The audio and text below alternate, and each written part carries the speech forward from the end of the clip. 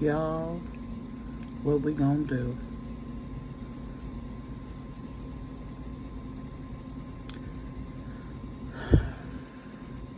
Just reminds me of that Green Mile movie when they were going to be executed, and the guy in the background said, "You walk in a Green Mile, you better get right with Jesus. Walking the Green Mile, better get right with Jesus."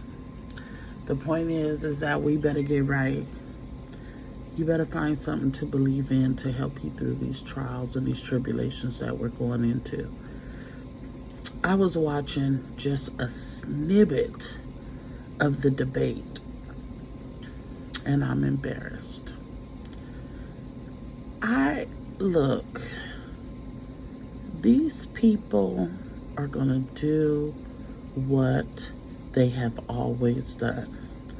They're going to bully people. They're going to make it financially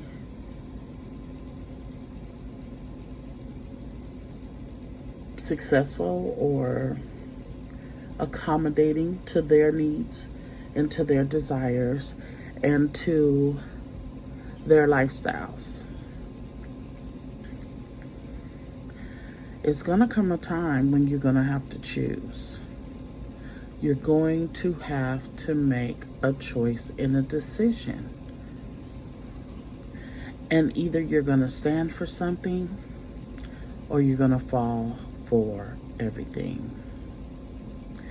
You have to take a position, even if you don't want to. Stop believing people. Stop believing that a Christian looks one way, a Christian walks one way, a Christian talks one way. That is a lie from the pit of hell. Because if it was true, we would not have needed Jesus to come back and reconcile us to God. Point blank and simple. And you are born into this kind of self-centered, selfish, self-entitled type of life. And you have to make the decision, or you have to make the choice, I'm tongue-tied, of what it is that you're going to do, who you're going to be, what who you are is going to look like. Like, you have to make those kind of choices and decisions right now. The things that are going on in the world, they are spoken of in the Bible. And I'm not your preacher or your pastor. Call him and tell him to point that out to you, because I'm just here to say, people, it is time, especially for Black people.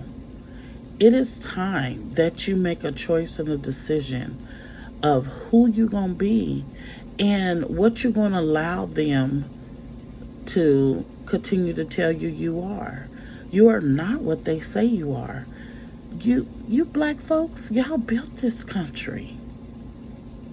The same people that they hate and they want to get rid of is the same people that made them who they are. You got natives, you got Mexican, Hispanic, whatever, and you got Black folks, African Americans, Negroes, niggas, whatever.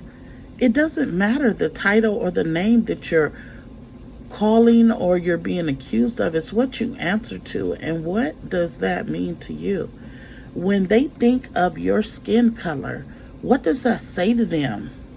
Does it say that you're a drunk and an alcoholic and you hang on a corner and you beg for money? Does it say that you pop out babies and depend on the system and don't do nothing all day? Does it say that you are a person walking in integrity regardless of what religious preference you follow? I mean, you as a person, an individual. That's what Christ did. Christ reconciled us back to God. So we don't have to go to the priest to get our prayers answers or answer any questions, or we don't have a middleman anymore. Jesus died for that. You can go to God for yourself. You can ask God the questions for yourself. You can sit, as you sit and ponder your next moves, do that in silence and invite God in on that. And start to be more concerned about your footprint in the world. When you have folded your tent and went on to glory, what do you want to be remembered for? Do you want to be remembered for just someone who was unable to communicate, unable to get along with people, very negative, very just toxic? Or do you want to be remembered for, you want people to speak highly of you? Or you want people to say, you know what? If all else failed, I knew that this person right here, either they had a word, they had a dollar, they had a time, they had something to contribute. They were not part of the problem, but they were part of the solution. And you can ask yourself, are you going to be a part of the problem, or are you going to be part of the solution? Because you cannot control people.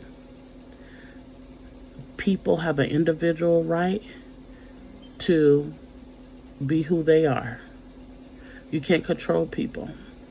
But what you can control is you, your personhood, your name, your family, your representation, your integrity is what you can control. One of my favorite scriptures is Matthew 6:33.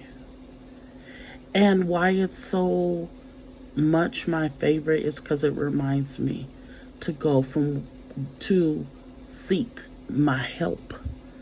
Seek help. It says to seek God in his righteousness.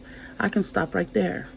If what I need is right, and he's the one that can give it to me, show me, and whatever infirmities or issues that I have can be ripped up from the root.